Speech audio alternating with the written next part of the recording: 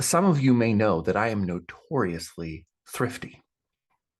I would not call myself miserly, but I am thrifty. And that's worked for me in my life. It's helped me to build up a decent reserve of money, which is how I'm creating this podcast and living my current life.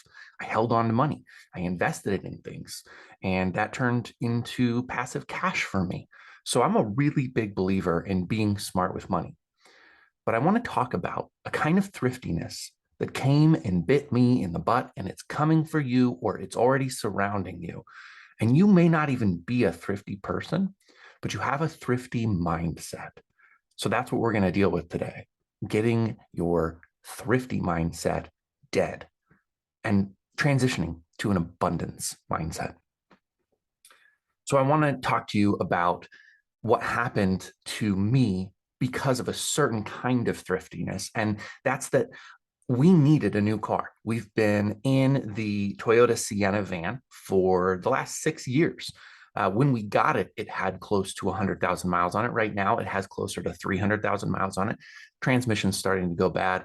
And it looks like a war-ravaged vehicle. Three children have grown up from infancy to the ages of 10, 9, and 7 in this car.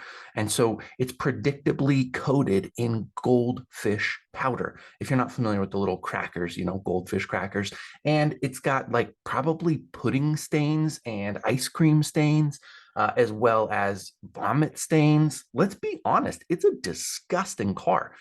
And it was starting to leak like fluid somewhere in the dashboard and get moldy. So probably I have like mold growing inside my brain right now. This car is disgusting. And my wife was 100% within her rights to ask for a new car. But well, we don't have any kind of income coming in at the moment, not much to speak of.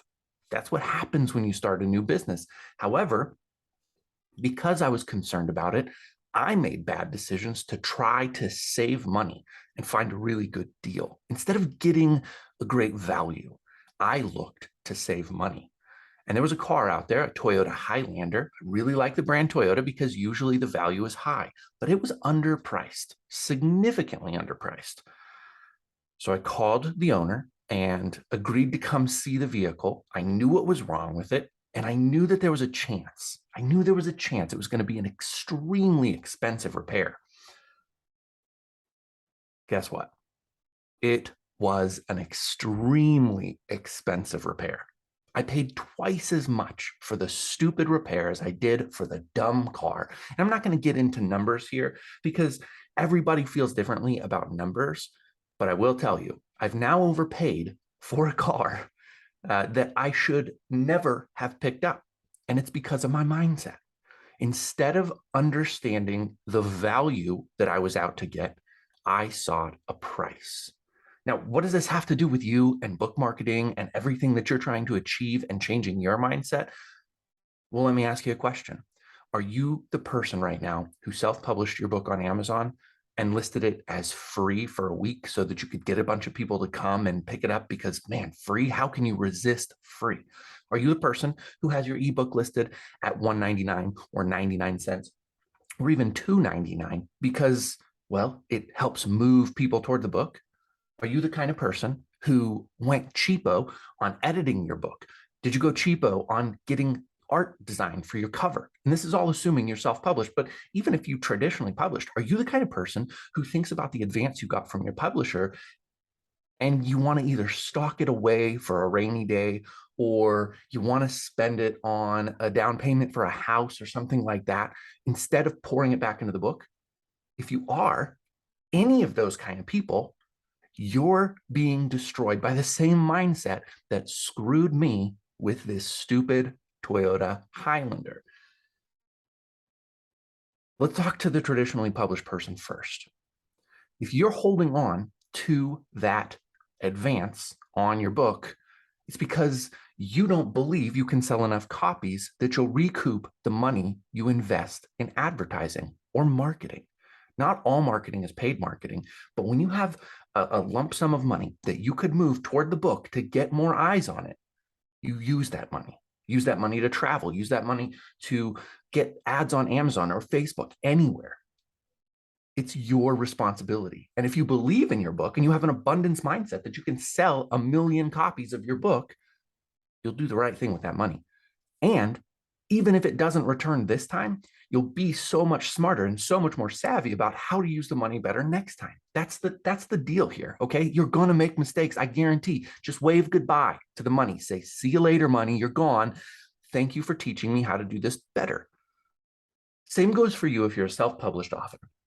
If you didn't buy good editing services and get a good cover design and art and layout and everything you need to make it a professional book, shame on you.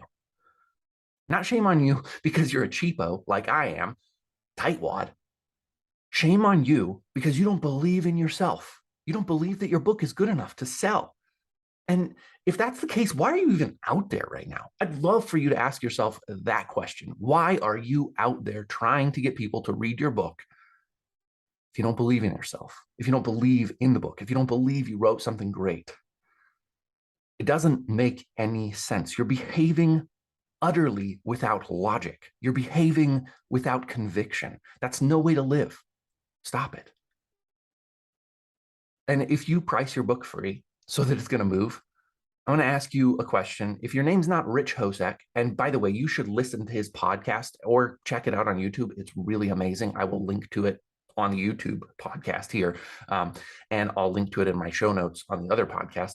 So anyways, Rich would be the exception to this rule. I know from speaking with him that he will pick up any free book he sees to help a person with their metrics. But if your name's not Rich Hosek, you know what you're not doing? Picking up free books. If you see something scroll down your Twitter feed, you don't be like, oh, cool, I can get it for free, and get it, because you're spending time to get the book and you know most likely you're not going to read it. Why? Because if it's free, it must not be worth much. It must not be a great book if they have to give it away. It must not be interesting if they have to give it away. We got to change our mindset collectively as authors. I wish I had 1 million listeners right now so that they could hear that and decide to change collectively. Stop giving your book away for free. You ever go to the dealership like to buy a car? We're going back to the cars here. Do you go to the dealership and they're like, well, we're just going to give you this car, okay? It's a limited time offer. Everything on the lot's free, so just go ahead and take it because we're trying to build our... No. And it's not because the makes and models have been around for so long that they don't need to do that stuff. No, not at all. What's actually happening is that they understand there's a great value in their product and that people are going to pay the value. And here's a little secret. Things are overpriced on purpose.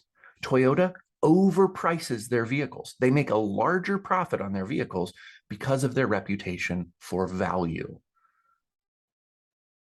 Brands that can do. Can you? I feel like that's a tagline. Brands that do can. Do, can you?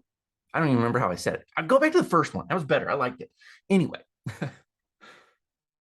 you have an opportunity to change your mindset, to value your book, to believe in it, and to go out and sell it. So if you have a book right now on Amazon, this is my call to action for you right now. Self-published authors, you can't do this if you are traditionally published because you have no say in your pricing. If you are the one who picks the pricing for your book, go out and double it right now. Go out and double it. Change the pricing, double it, and then go ask people to buy it. You're not selling any books right now anyway. I know a lot of you listening are not selling any books. You're not selling 1 book a week. You're not selling 5 books a week. You're not selling. So you have nothing to lose, literally. Double the price of your book. And if it's set for free right now, I'm going to arbitrarily ask you to put it at $9.99 for an ebook. Oh my goodness, $9.99. Who's going to spend $10 on a book? Oh, right. Anybody who likes an author will spend $10 on a book. I spend $10 on a book regularly, and I'm a cheap wad. I'm a tight wad. I go to a book sale where I can pick up used hardbacks for $0.25. But if I like the author, $10 is nothing. $10 is a steal. If I found a Stephen King book, like he just came out with Fairy Tale, I'd pick that up for $10. Oh my gosh, I'd feel like I had a steal. Value what you've done.